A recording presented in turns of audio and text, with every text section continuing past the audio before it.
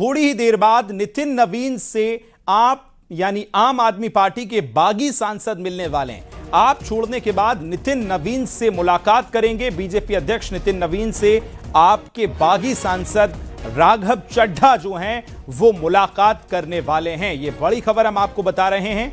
आपके बागी सांसद राघव चड्ढा का दावा है कि 8 राज्यसभा सांसद हमारे साथ हैं, यानी सभी बागी सांसद आम आदमी पार्टी के कुछ ही देर में बीजेपी के राष्ट्रीय अध्यक्ष नितिन नवीन से मुलाकात कर सकते हैं। The 2/3 members of parliament of the belonging to the Aam Aadmi Party in Rajya Sabha exercise the provisions of the Constitution of India and merge ourselves with the BJP। हम बीजेपी में विलय करते हैं।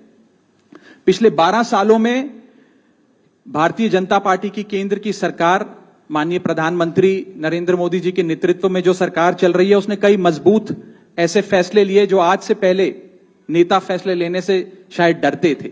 चाहे वो आतंकवाद की जड़ें उखाड़कर फेंकना हो या भारत को विश्व की टॉप इकोनॉमीज में लाना हो। और इस नेतृत्व पे जनता ने एक बार नहीं, 2 बार नहीं, 3 बार मोहर लगाई है।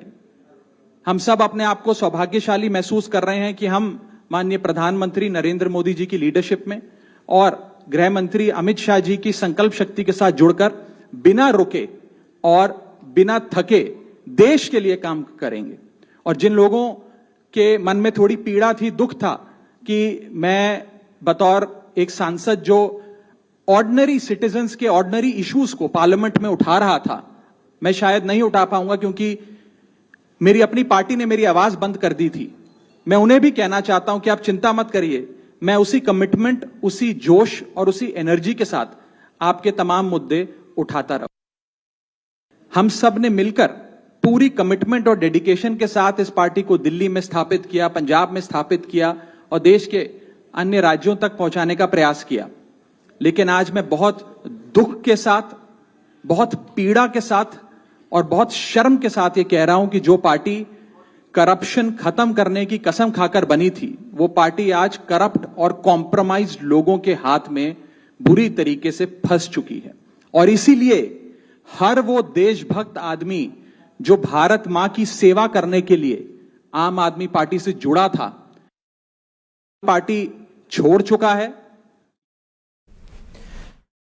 चड्ढा को आप सुन रहे थे किस तरह से वो बता रहे हैं आम आदमी पार्टी के साथ जो पिछले सालों में उनके साथ हुआ है। सीधा चलेंगे, सहयोगी विनीत हमारे साथ जुड़ रहे हैं। विनीत, एक तरफ हमने देखा प्रेस कॉन्फ्रेंस राघव चड्ढा की और उसके बाद तमाम वो सांसद जो बागी हुए हैं आम आदमी पार्टी से, अब उनकी बीजेपी के राष्ट्रीय अध्यक्ष के साथ कुछ ही देर में मुलाकात हो सकती है। क्या कुछ चल रहा है अभी पूरी सियासत पर?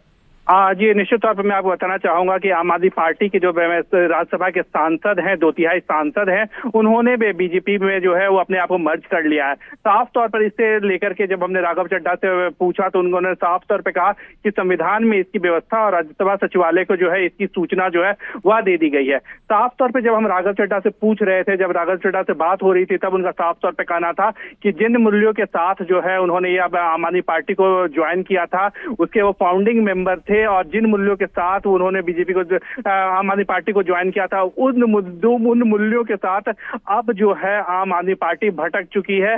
कंप्रोमाइज्ड शब्द का जो है उन्होंने प्रयोग किया, करप्ट शब्द का जो है वह उन्होंने प्रयोग किया और उनका साफ तौर पर कहना था कि अब आम आदमी पार्टी जो है वह कंप्रोमाइज्ड है, करप्ट है और इसी कारण उन्होंने जो ऐसी पार्टी को ज्वाइन किया है जो देश के विकास को लेकर के जो है वो जुड़ा रहता है, उन्होंने एक ऐसी पार्टी को ज्वाइन किया है। उन्होंने साफ तौर पर मैं कहा कि प्रधानमंत्री नरेंद्र मोदी का जो नेतृत्व है उसको निश्चित तौर पर तो बिल्कुल देखिए, कॉम्प्रोमाइज्ड और करप्ट 2 शब्दों का इस्तेमाल राघव चड्ढा की तरफ से किया गया। विनीत, बहुत बहुत धन्यवाद आपका हमारे साथ बातचीत के लिए। और सीधा आपको लिए चलते हैं, आम आदमी पार्टी के नेता संजय सिंह इसी पूरे मुद्दे पर प्रेस कॉन्फ्रेंसेस कर रहे हैं। क्या कुछ कह रहे हैं सुनवाते हैं आपको। पहुंचाया, राज्यसभा में पहुंचाया।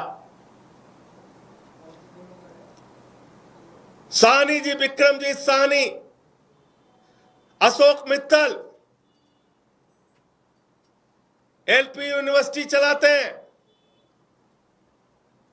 इन सबको, स्वाति मालीवाल, इन सबको आम आदमी पार्टी और पंजाब की जनता ने जमीन से उठाकर देश की संसद में पहुंचाने का काम किया। लेकिन इन सातों लोगों ने हरभजन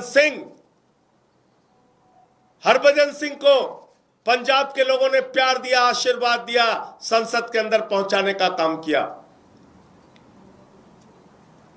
लेकिन इन सातों लोगों ने पंजाब की जनता के पीठ में छुरा मारने का काम किया है, पंजाब के साथ गद्दारी करने का काम किया है, पंजाब के लोगों को धोखा देने का काम किया है और पंजाब की एक अच्छी सरकार, भगवंत मान की सरकार जो जनता के लिए काम कर रही थी, उस काम को रोकने का, उसको बाधित करने का काम किया है। इनको कभी पंजाब के लोग माफ नहीं करेंगे। और अमित शाह जी से मैं कहना चाहता हूं, मोदी जी से कहना चाहता हूं, यह घिनौना खेल जो आम आदमी पार्टी के साथ आपने खेला है, यह घिनौना खेल जो पंजाब की जनता के साथ आपने खेला है, यह भगवंत मान की सरकार को रोकने का, उनके काम को बाधित करने का जो आपने प्रयास किया है, आपको भी इस गद्दारी और धोखेबाजी के लिए पंजाब की जनता कभी माफ नहीं करेगी। और सब देख रहा है कौन कहां से कैसे उठ के किसको कहां से कहां पहुंचाया गया। तो इसलिए आज मन बहुत व्यथित है, दुखी है इस बात के लिए कि एक अच्छी सरकार पंजाब में चल रही है, भगवंत मान जी वहां के लोगों के लिए अच्छा काम कर रहे हैं, शिक्षा पे, स्वास्थ्य पे, बिजली पे, पानी पे, सरकारी नौकरियां देने पर, ये सारे काम कर रहे हैं।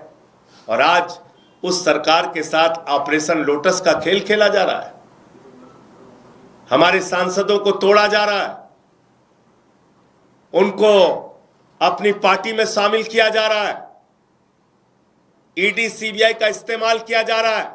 आपको याद होगा भी कुछ दिन पहले, 2-3-4 दिन पहले अशोक मित्तल के यहां ईडी का छापा पड़ा। तो चीजें अपने आप में जुड़ती है, ईडी का छापा पड़ा और तोड़ लिया। इसका मतलब भय दिखा के, प्रशासनिक तंत्र का दुरुपयोग करके यह ऑपरेशन लोटस चलाया जा रहा है।